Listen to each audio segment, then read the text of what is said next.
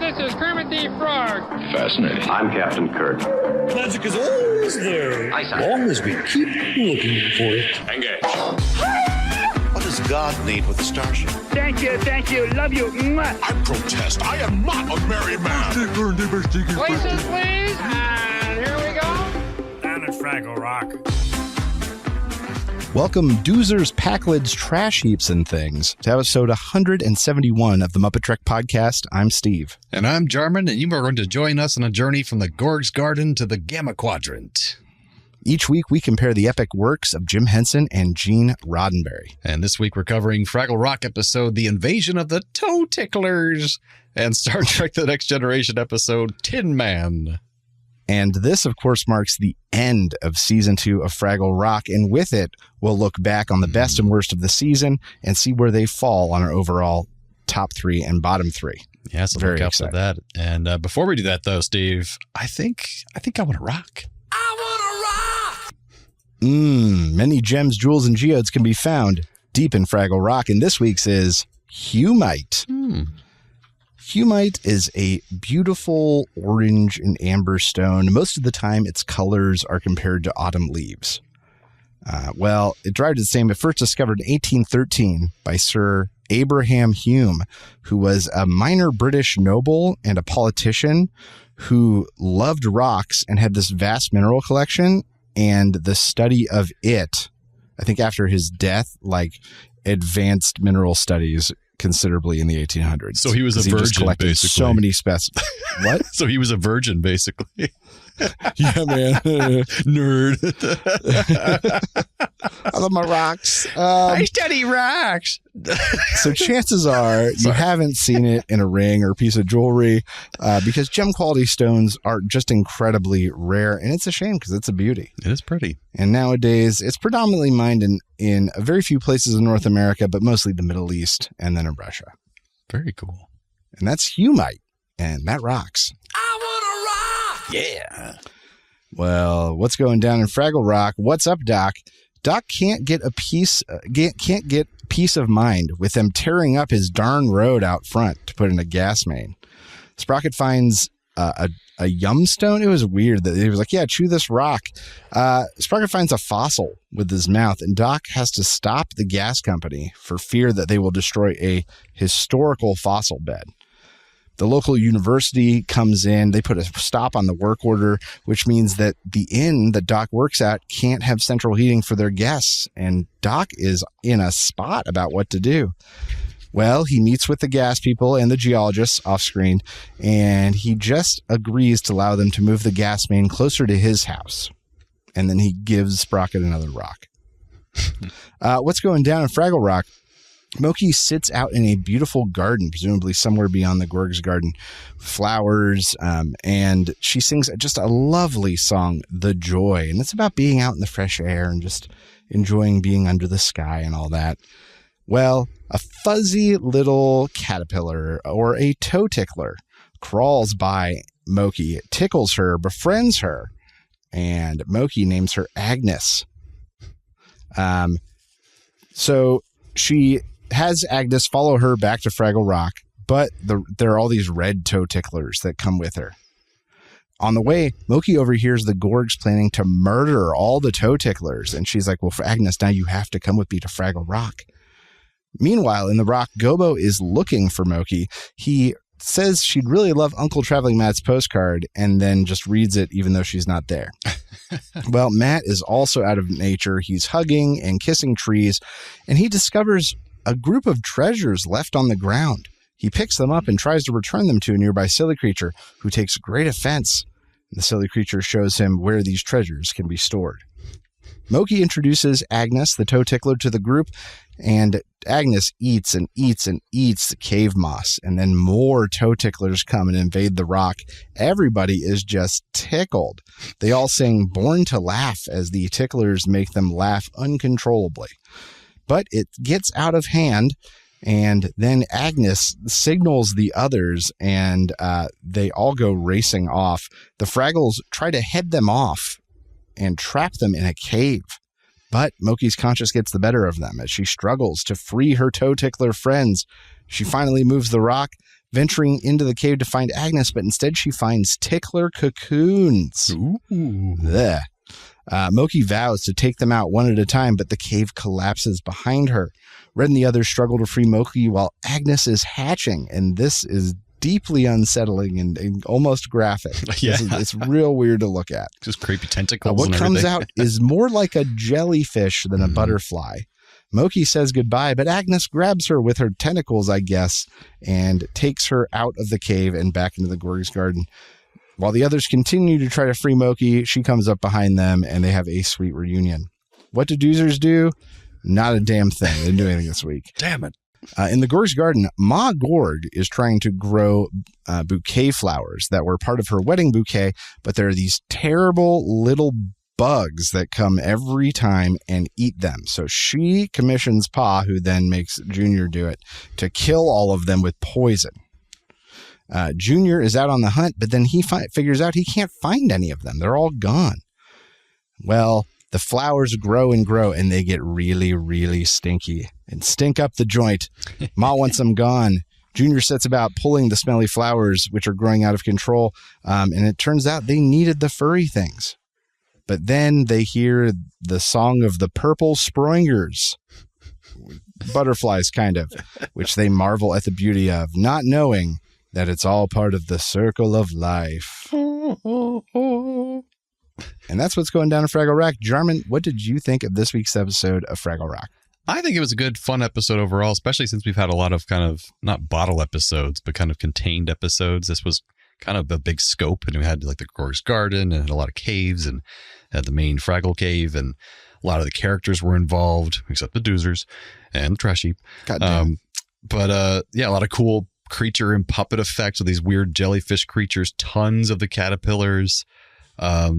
The ace plot kind of interweaves the B plot of the Gorgs together at the end, and kind of all goes together. So very, I don't know, very intertwined episode, a lot going on.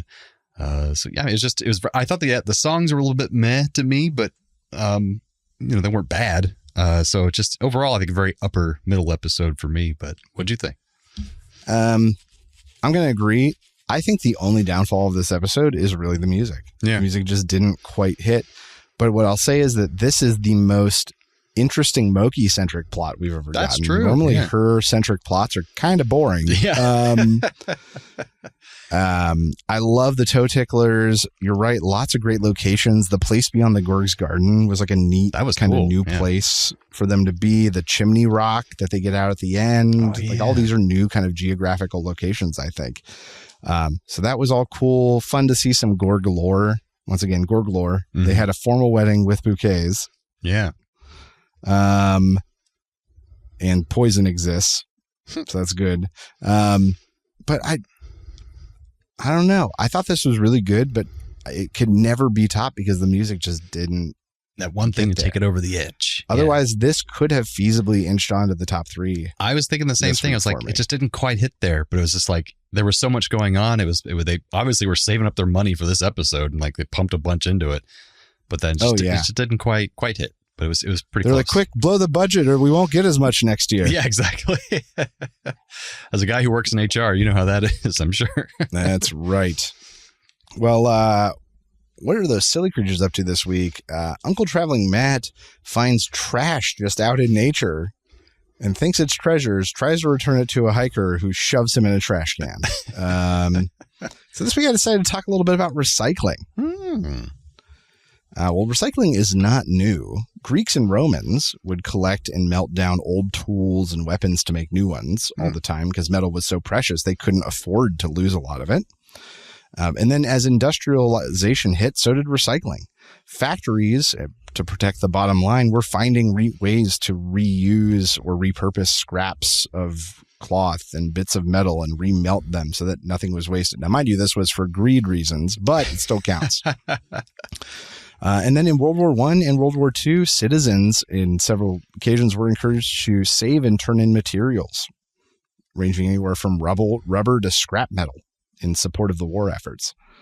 But then the first Earth Day, I figured out was in 1970, not as old as I thought, sort of brought recycling into the national eye and the wider consciousness surrounding the environment in the 70s. And so recycling started picking up in every major urban area in the country. Well, some fun facts. Aluminum is the most indefinitely recyclable metal. And a can be recycled and through the process within 60 days come out as a different can and not suffer any deterioration. That's cool. In the process. Yeah. Glass is another one. Glass can be melted down and recycled over and over and over again without affecting quality, which is why glass is still one of the most sustainable materials that we use, because it can be reused indefinitely. That's cool. And then here's the trick, guys. Most plastic stuff has a stamp or recycling mark on it somewhere, but they're not all the same. They tell you the type of plastic it is, and there are many, many recycling centers locally that'll only recycle plastic 2 and 7 or plastic 2, 4, and 7. I thought it was just 1 and 2 was the 5. most universal ones that. Like, I don't know. There's a lot of weird ones because there's like thin cellophane-y kind of stuff. But so even if you think you're doing the right thing, there's a good chance you're just not doing the right thing. And the big thing that we've always been told is that the whole Earth Day movement and recycling movement was basically funded by greed as well, because it was the big corporations' way of shifting the burden onto the populace and the consumers, when really they're the ones causing the most environmental damage. And our recycling only does a minuscule amount of what compared to the damage they're doing to the environment. So it's like, yay. Oh, and you can't recycle pizza boxes, guys. I knew that, yes. I'll throw them away, unfortunately. Yeah. Anything that has a lot of oil on it. You Grease, can't do it. Well, that's what the Silly Creature's up to. Uncle Traveling Matt learned an important lesson about recycling. Jarman, what did you think was the best Muppeteering moment? I think the thing that stuck out the most to me, maybe it's like a filmmaking aspect as well, was all those overhead shots of the Fraggles being tickled by the Toe Ticklers. There was just like so much going on, and they had to hide all those hands from because you don't see much from above shots, because that's where all the hands are sticking up out of the ground to hold up the puppets. And they had these cool shots that you just never see in Fraggle Rock of like, and they like kind of try to hide the sticks that move their hands, but they didn't always hide them very well. But it was still just so much going on with all those Toe Ticklers running around, and those above shots really stuck out to me. So I actually tied 2. One of them is them all sprawled out, just fun to see because we don't get to see that a lot. But then I really dug all the movement and coordination involved with them riding and herding the Toe Ticklers in the cave. Oh yeah. Where you literally have like 2 groups of puppeteers kind of running towards each other, and then some have to hop on the other's backs. And then one puppeteer clearly had to take over both in some cases. And it was just a lot of movement and a lot of action that we don't typically get in Fraggle Rock. Yeah, there was so many hands probably involved. It's insane. A lot of armpits. A lot of smells going on there. A lot of smells. Well, before we move into Trek, we need to wrap up season 2 of Fraggle Rock. We hardly knew you. So let's start with, I want to start bottom 3, top 3. Which one? Well, yeah, let's do our bottom 3 first. Keep the tops a surprise. Okay. Bottom 3. In no particular order. First one, Mokey and the Minstrels. Oh, okay. It lacked conflict. Mokey just kind of wandered around for most of the episode. And while it was supposed to be a journey of self-discovery, nothing was actually uncovered. Yeah, I remember that. And despite it being a song called Mokey and the Minstrels, there was no great music in it. And so because of that, just poor overall. Also, no Marjorie, no Gorgs. Yeah. I could see that. If I had thought more about that one, I would be like, oh yeah, that's right. That was kind of just lackluster. My piece of shit. My first one is kind of just out of spite. I found that I did that last season as well. Some of them are just not that they were horrible episodes, just I'm really angry about them. So the first one is the trash heap doesn't live here anymore, because basically after this episode, I don't think I've ever seen Marjorie again. Maybe once, I don't remember, but like after this episode, when they move Marjorie, we got to see her. We got to see her one time, and it was like really lame. Yeah, and so like this episode, like somehow has killed off the character of Marjorie, basically, and so I'm just pissed since this episode. So I'm putting it on my bottom 3 for that reason. Wow, fair. My next one is Doomsday Soup. Again, no standout music. their lack of movement in the physical story always bugs me. Like that's how you drive story, is by people moving from place to place. And so the whole thing was like them trying to get to the gardens. They can't get to the Gorg's Garden. All right, I guess we're going back to Fraggle Rock. Oh, we'll go back to the cave with the Gorg's Garden. And it was just like, oh my God, just make the plot go. And so it just made it feel like nothing was really happening and really plotting. So because of that, Doomsday Soup's at my bottom. It didn't make my bottom because I thought there was enough going on that it was entertaining. So I didn't fault it as much for that, but I do see what you mean for sure. My next one is A Friend in Need, for a similar reason that we're kind of just stuck in one place the whole episode, which I guess was the point of the episode. But it's like, I think when I was talking about it at the time, it's just like they're trying to pull Sprocket out of the hole or push him back out. And they kind of just go back to do that over and over and over again. Not much goes on, and we don't really learn much in that episode. I don't remember any songs of any significance in that either. So it's just kind of a do nothing episode. The only cool part of it is that it has a prolonged like interaction between the two universes, which we don't have very often. That's true. We don't get that too often. Yeah, so that was kind of neat. But other than that, it's just like there's not much happening in this episode. All right, my third and final, my bottom, The Day the Music Died. This is one about the Ditzies and how they eat Fraggle songs. Oh, yeah. I like that one. Gobo one. has to make the Generation song.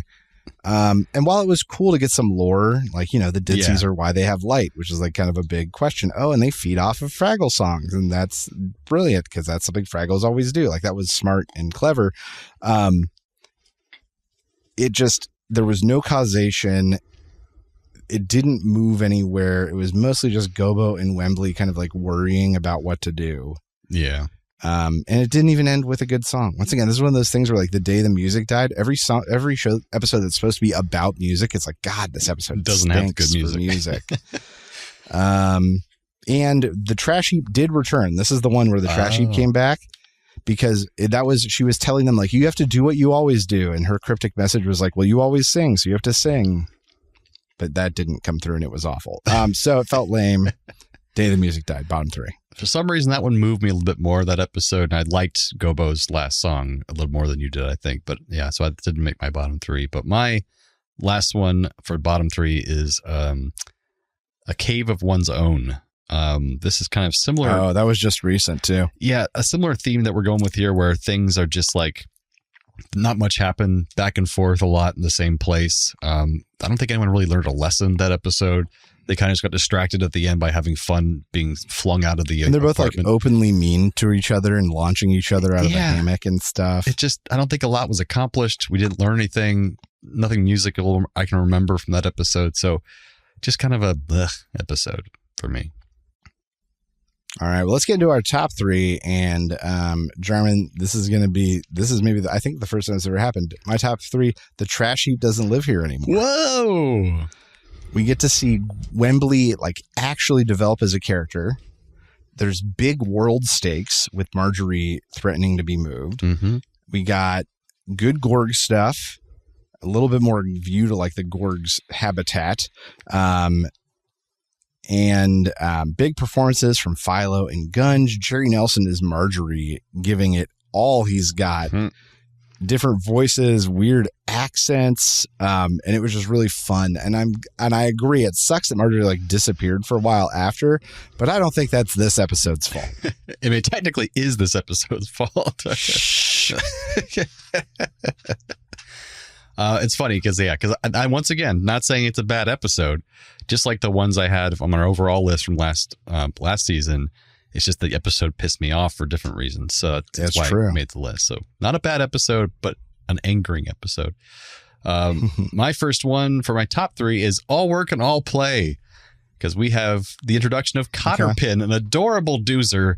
We get a great amount of doozer lore. What's our doozer saying? All doozers, best doozers. Yes, all doozers, best doozers.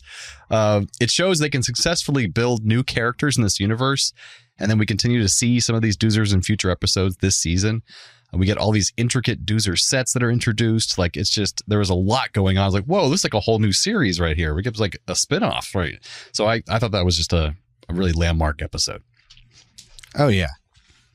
Absolutely. And I looked at we got like 3 doozer episodes, And like, I liked all of them, but none of them quite made the list. Yeah, not same for me. They were good, but they weren't as good as All Play for me. But all right, so my next one is Sir Hubris and the Gorgs. Mine too, so we can both talk about it. So much Gorg lore. Yes.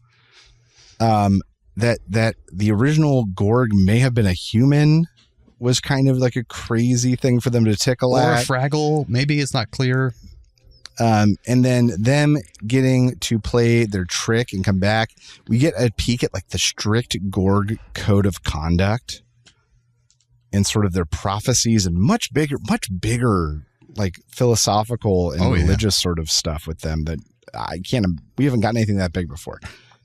Sir Hubris and the Gorgs. Yeah, and apparently like if Sir Hubris comes back, then he will take over and the Gorgs will no longer be in charge and they'll be forced to roam the universe, it said, not just like, because they're the king and queen of the universe.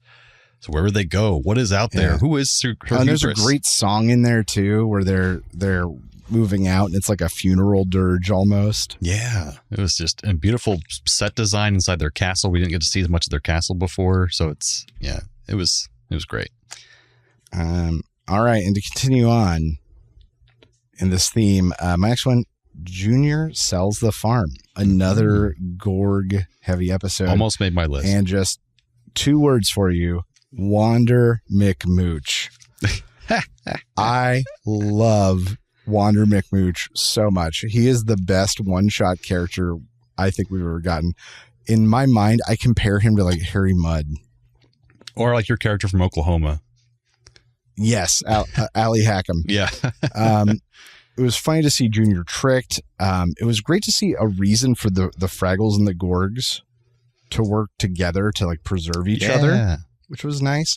I thought the funny kind of Gorg lore of Gorg princes grow Gorg women on like beanstalks. Yeah. Because we got to find Junior a girl. Which also weighs into like we've sort of debated how old Junior is a few times. Mm-hmm. I think 12, maybe 11. But they said he's like 80 or something like that in that episode. Yeah, in dog years. Yeah. More Gorg code of conduct stuff. Big win, but mostly Wander McMooch. Yeah. I loved Wander McMooch. That one almost made my list, but I had to take it out for my next one because I didn't want to put 2 Gorg things on there when there's such a good Wembley episode, Wembley and the Great Race. Oh, yeah. It was a fun episode. Kicking Gobo's butt. Yeah, it was fast-paced, but also really great subtle character moments where basically we get to see Wembley be really empowered, but also just like scared of losing his friend, really showing finally up close and personal Gobo's insecurities. Like, he has to be the best. Oh, yeah. He has to be like the leader, and like him being beaten, he gets really petty and selfish. But they really do come together at the end. It'd be a missed opportunity if they didn't really come together as friends in the end, and they do. And that really made me feel good about the episode. Cool puppet effects of them running and from above shots and everything. And all the different races they do. Yeah, a lot of fun, different movement and. So I just had a lot of fun in that episode, and I just love Wembley's my favorite character so far. So I loved having a Wembley centered episode where he gets to have a good moment, and it was a lot of fun. So that's one of my top 3. All right. So with that, we've talked bottom, we've talked top. Now let's talk overall and see if any of these are joining the ranks. Mm-hmm. Let's start with bottom because we'll end triumphantly. All right. So my old bottom 3 was The Challenge, which was like a Red Gobo at it again episode. Marooned, which was, I think, Boober and Red trapped in a cave or when they were trapped in a basket. Yeah, really It was dark. one of the episodes where they're trapped because it became so stagnant because the plot couldn't move. And then Gobo's Discovery, which I don't remember, but it's on this list, so I talked about it at some point. And for me, I'm taking out Marooned because at least there were some sweet moments while they were trapped. I'm putting in Doomsday Soup. Wow. Between the really strange premise of the soup laundry stuff, the disappearing Fraggles, stagnant storytelling due to them being stuck. It just takes place maroon because it suffers from the same issues, but just worse. Gotcha. And I still kind of liked Doomsday Soup. All right, so my bottom three were Capture the Moon, which I was just pissed off at because it made the Fraggles look stupid because they didn't recognize what reflections were, even though they can do laundry and create things, and it just didn't make sense to me. I also had Marooned and my reasons were also because it was just so dark, and they were talking about dying like half the episode. I was like, this does not feel like a Fraggle Rock episode. And then for the same reason, I had Mokey's funeral on there, which was Mokey faking her death to see how others feel about her. And it's like really gets into how Fraggles deal with death of a friend. And it's like, this is too dark and heavy for Fraggle Rock. So yeah, for a Fraggle Rock episode, I don't care if it's HBO. That's right. It was a lot. So my new ones, does anything replace them? So my bottom three overall, still keeping Captured the Moon because it's an insult to Fraggles. Keeping Marooned because it was so dark, even darker than the Mokey funeral episode.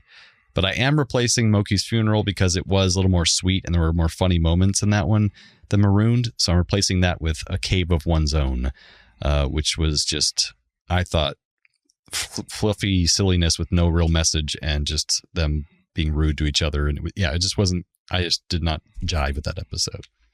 All right. So both of us add a new one to the list. Realized the one we saw before wasn't as bad as we thought. Yeah, at least one of them. And now let's talk top three. Yeah. So my old top three, original, The Preachification of Convincing John, The Minstrels, and The Great Radish Famine. So this week, I'm going to say one switches places. The Great Radish Famine is out. And Junior Sells the Farm is in. Very nice. Wander McMooch scores a spot in the top three. Will he make it all the way? I don't know. He could make it to the end. That being said, I can tell you right now, no Fraggle Rock episode will be better than Preachification of Convincing John. Wow. I can tell you right now that will be there when we die. That will be on this top three. All right. Well, on my top three, I also had the Preachification of Convincing John, which is hard to say. Told you. I also had We Love You, Wembley, another Wembley episode right there. The Love Potion episode. Yes. And then The Great Radish Famine was also on there with the radish shortage. And my replacements are, drum roll as I go back to that screen, all of them. Wow. I think this show is not a single one made it. This show is increasing in quality and consistency over time, in my opinion. And I think all of these, I enjoy just a little bit more than those other ones. Like my Wembley episode is replaced with Wembley and the Great Race. Okay, fair. All Work and All Play is Doozers, which are better than Convincing John to me. And then you're wrong. Convincing John for the win. And then Sir Hubris and the Gorgs, I think, was just too good not to keep on there. So I've replaced all of them. That's never happened before on this show. No. But I'm glad to see that we have so much overlap in what we considered the top of this season. Mm-hmm. Yeah, because I did like the Junior Sells the Farm. It just didn't quite make my list. All right. Well, that's Fraggle Rock Season 2. About to hop into Season 3 on our next episode. Looking forward to what's coming up from the Rock. But in the meantime, what's coming down from outer space? All right, so this week we have Tin Man. The Enterprise is intercepted by the USS Hood, which apparently was Riker's old ship, which brings a classified new assignment and a mission specialist to help in this assignment called Tam Elbrun. And he's a betazoid, like Troy, who's half betazoid, and he handles first contact situations. But Riker immediately stiffens at hearing his name because Elbrun was involved in something called the Gorushta disaster, an incident where a first contact situation went catastrophically wrong and 47 Starfleet personnel died. That number 47 comes up through all of Star Trek. It's like their go-to Easter egg number, including two people Riker knew from the Academy. So he doesn't like this guy right off the bat. Troy quietly reveals to Picard that she knows this Tam guy too. He was at the university on Beta Z when she was studying psychology there, and not as a colleague, but as a patient. So he's kind of unstable too. Their new mission is to investigate a probe that has detected a massive organic life form. It's roughly the size of a starship, and it's orbiting a star in Romulan claimed space. And this star is about to go supernova, so they got to get there pretty fast. Starfleet is calling this Tin Man for some reason. It didn't really make it clear why. But Tam Elburn's job is to make contact with it because he's psychic before the Romulans get there, since Romulan ships are already on their way, and their orders are to either claim it or destroy it rather than let the Federation have it. So their time is ticking. But Elburn is not easy guy to have on the ship. He's been a telepathic since birth, which apparently is rare for Betazoids. So he never developed the filters that come along with learning it gradually. And so being on a ship with 1,000 people on it is basically 1,000 voices he can't shut out the entire time he's there. So he's always just kind of stressed and angry and prickly, very impatient. And he doesn't bother for waiting people to say the things they're about to say to him because he's already read their minds and he cuts them off all the time. And he's really frustrating. But he and Data end up spending a lot of time together because Data's the one guy in the ship that he can't read the mind of, so he can relax around him. So he already likes Data like almost immediately. And they have some nice, quiet, genuine conversations about what it means to exist and whether existence needs a reason, and philosophize and become friends. Elburn also casually admits to Troy that he's already in psychic contact with Tin Man from millions of miles away, and he has been for a while. And then suddenly a Romulan warbird moves in to destroy Tin Man because they're seeing that the Federation's getting there before them. But Elburn sends Tin Man a telepathic warning, and Tin Man responds by firing a massive energy pulse that destroys the warbird completely and heavily damages the Enterprise. And while the crew is scrambling to do repairs, Picard wants answers. How did Elburn interact with Tin Man? And Elburn starts to explain. He says he's been in contact with it, and it calls itself Gomtu. And it's millennia old. It's possibly the last of its kind. And it once had a symbiotic crew on board of it, but they were killed in a radiation accident. So Gomtu has been alone ever since. And it's come to this star deliberately because it wants to die in the supernova because it's so lonely and isolated. A second Romulan warbird arrives, which forces Picard's hand. He relents and lets Tam go to Gomtu, like inside Gomtu, which feels kind of weird. Wants to get up in there. Yeah. And it's against Data goes with him. It's against Troy's advice because she thinks he's unstable, but he allows Elburn and Data to beam over so Data can keep him, company and make sure he does what he's supposed to do. But the moment Elburn gets inside and touches Gomtu and makes full contact, he's nearly overwhelmed with the sheer volume of what Gomtu is trying to share with him. Basically the entirety of his thousands of years of life condensed into a few seconds. But he slowly starts to adapt and calms down a little bit. And him and Data go into where basically would be like the bridge of this living ship. And all of a sudden a chair grows up from the floor for Elburn to sit in. And he looks at Data and he tells him that he's going to stay there because basically he's meant to be here. Finally, his voices in his head are quiet and he'll just stay with Gomtu. And at that moment, Gomtu fires a second energy wave that basically blasts safely the Enterprise and the Romulan warbird out of the system millions of miles away. And it teleports Data back to the Enterprise bridge before jumping away with Elburn as the star explodes.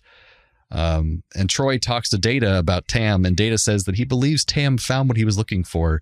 He's just somewhere that he belongs. And when Tam and Gomtu sent him back to the Enterprise, he understood something, that this is where he belongs too. So it's a little sweet moment for Data, and she hugs him a little bit. Aww. And that's the end of Tin Man. So Steve, what'd you think? So, I mean, this is a really good episode for the I was pleasantly surprised as far as good guest actor that really carried the hell out of it. Oh, he was great. Really interesting premise. We got some space fight stuff. So there was the action that you're looking for. There was some moral conflict with what's his name? Enron. Tam Elbrum. Tam Elbrum and his part in that massacre, the disaster that happened. We got to see Deanna Troi have some useful insight. Yep, for once, which was good. Yep. So a lot of really good things going for this episode. I really did enjoy it. I thought the end was a little to put a bow on it. I don't think it had to be that way, because it was like Gomtu kind of explodes, but he pushes both the ships away. Oh, and he just conveniently teleports Data because GAM2 can do that. So there was just a lot of but it could have just been like, you can go now, Data. GAM2 will let you go. And comms restored, get me out of here. And they could have turned the ships and ran. That would have made more sense. And then you let the Romulans stay there and get destroyed by the star. Yeah. They are destroyed by their own greed. That is cleaner than this magic happened. Magic End of episode. But overall, this is a very good episode. I really enjoyed it. I thought so too. It's a lot of great sci-fi stuff. We even had a lot of scenes of just Geordi in the engineering just doing a lot of techno babble.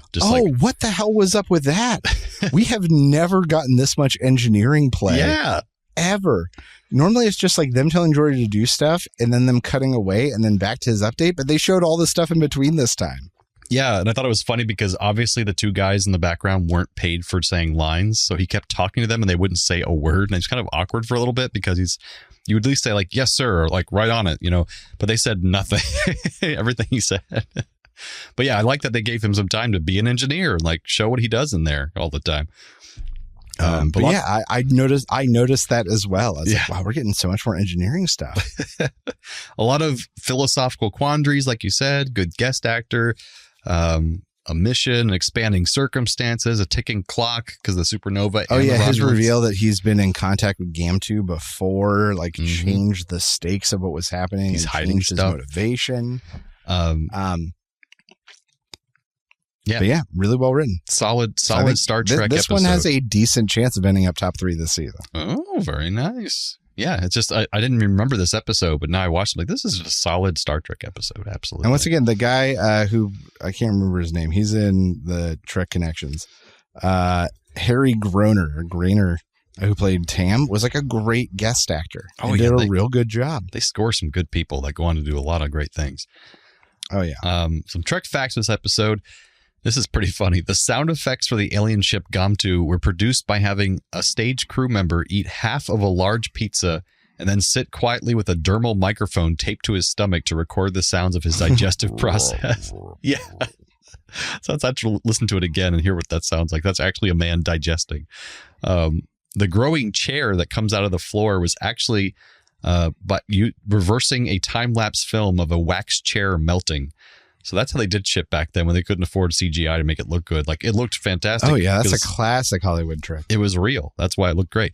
This episode was nominated for an Emmy Award for Outstanding Achievement in Special Visual Effects. So there you go. It didn't win, but it got nominated. So it makes sense. Hey, all right. The design of GAM2 was based in part on a peach pit, which looking back, that checks out. Oh, that's funny. Later, I referred to him as the Space Peach Pit, and I didn't know this fact. There you go. Before this moment.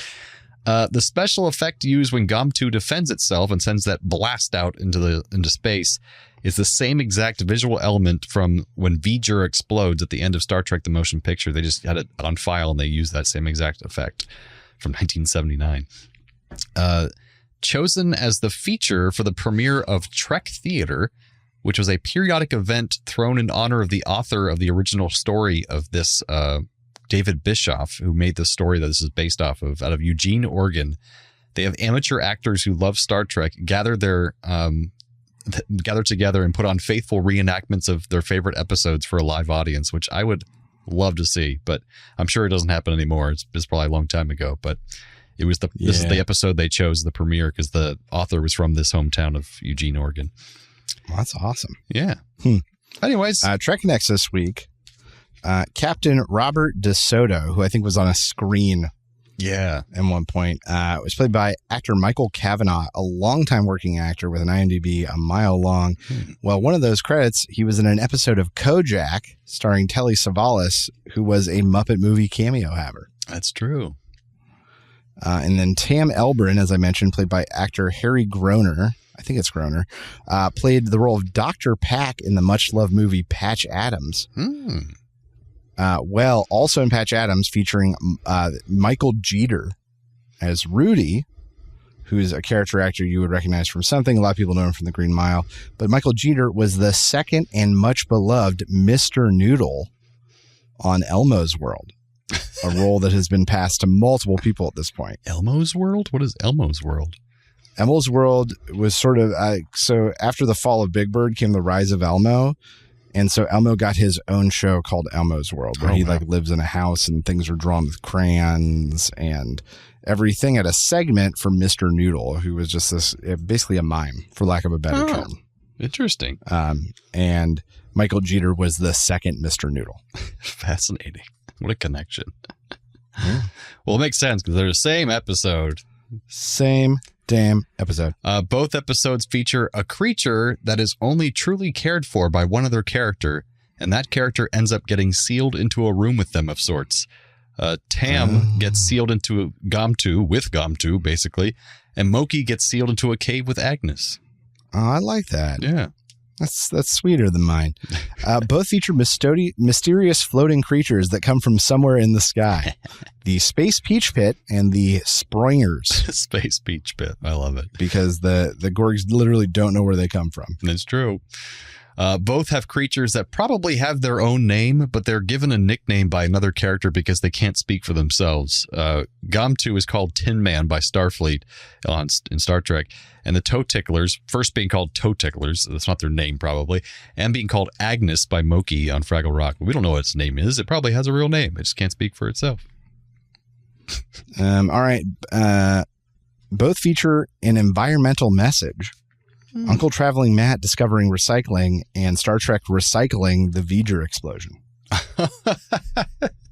You knew that was on there beforehand? No, I pivoted at the last moment. Oh, I like it. I like it a lot. That's improvising right there. Both have a benevolent character trying to preserve and protect an ancient specimen while someone else is trying to destroy it. Picard and Starfleet are trying to understand and protect Gomtu from the Romulans. And Doc is trying to save the fossils from the construction company digging up a gas line. There you go. I always forget about Doc's storyline. I never think to factor it into this stuff. It helps me a lot of the time. About that. Yeah, and I know. I need to start looking at it. Oh, God. Transporter malfunction. Oh, boy. Transporter malfunction. That noise means it's time in our episode where we take one character from one episode and switch them over to the other and vice versa. So what you got for us, Steve? Trek to Rock this week, I'm going to bring over Tam Elbrin and replace Mokey. Just mopey and touchy-feely, finally connecting with the Toe Ticklers, feeling their pain, yearning to make contact. They're like, we just want to tickle. Leave me here. I'll be tickled forever. Trek to Rock, I'm bringing over Gomtu to replace Agnes. It'll turn into like a sci-fi body horror where all the Toe Ticklers live inside Gomtu, and then they grow and burst out of Gomtu, killing it and invading Fraggle Rock and killing all the Fraggles. You know the baby Gomtus have to eat their way out of Mama Gomtus. Exactly. Rock to Trek this week, I'm going to bring over Agnes and replace Gomtu. Whoa. I like the idea of Agnes wandering through space for thousands of years, looking for other Toe Ticklers, unable to find them for eons, and eating everything in sight. She tries to tickle planets and they don't care, so she eats the planet. planet. The episode would be very different. It would be, how do we stop this Toe Tickler? Mine's similar. From Rock to Trek, I'm going to bring over Sprocket to replace Gomtu. Just a giant shaggy dog depressingly flying through space that just wants to die in a supernova. I have a mildly negligent owner. That's a good way to describe it. He's a great owner. But that brings us to the end of episode 171 of the MuppeTrek Podcast. Join us next time for Fraggle Rock episode, The Bells of Fraggle Rock. And Star Trek. And the beginning of season 3. Oh, that's right. And Star Trek Next Generation series episode, Hollow Pursuits. So, from the lovers, the dreamers, and us. Live long and prosper, everyone. Thanks for listening to the MuppeTrek Podcast. Be sure to follow us on social media on Facebook and Twitter. Subscribe to us on Apple Podcasts, YouTube, Spotify, or your favorite podcast platform. This podcast has been brought to you by A Play on Nerds.